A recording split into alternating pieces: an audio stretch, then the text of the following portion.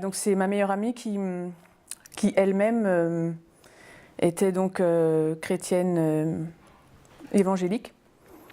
Et puis elle m'a parlé de Jésus. Au cours de nos conversations, elle me parlait de la Bible. Et c'est comme ça que j'ai appris à connaître Jésus en fait. Comme on apprend à connaître une personne dans la vie courante, quoi. Et voilà, j'ai eu envie de connaître mieux la personne de Jésus et donc de lire la Bible.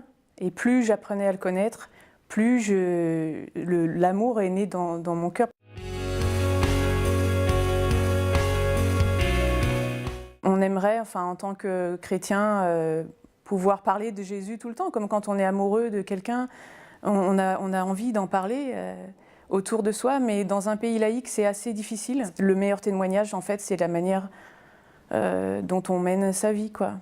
C'est qui on est, quoi. C'est ça, parfois, plutôt que d'aller évangéliser des foules entières, c'est simplement dans les petites choses de tous les jours, quoi.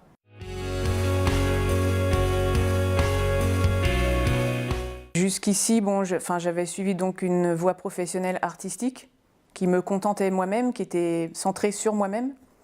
Et d'ailleurs, je n'ai pas jusqu'à ce jour réussi dans cette branche professionnelle. Et donc ma foi en Dieu m'a porté à aller vers une voie différente. Je ne veux plus être centrée sur moi-même, j'ai envie de vivre des choses avec les autres. J'ai vraiment envie de partager, de faire des choses pour les autres. Par l'Arche, aujourd'hui, ce que je vis aujourd'hui durant cette année, c'est un premier pas en fait, c'est une première porte vers une vie différente, qui n'est plus centrée sur moi, mais centrée avec les autres, quoi.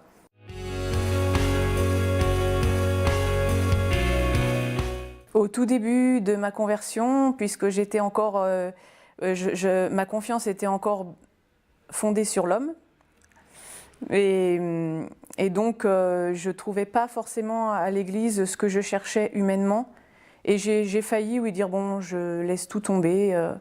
Seigneur, tu peux rien pour moi, si tu existes, voilà, ça n'a pas changé ma vie, alors à quoi bon? Et l'instant d'après, en fait, je me suis dit oui, mais à quoi bon? Ok, mais une vie sans Dieu, enfin, en fait, je n'ai rien à perdre à suivre Dieu, j'ai tout à gagner, donc je continue.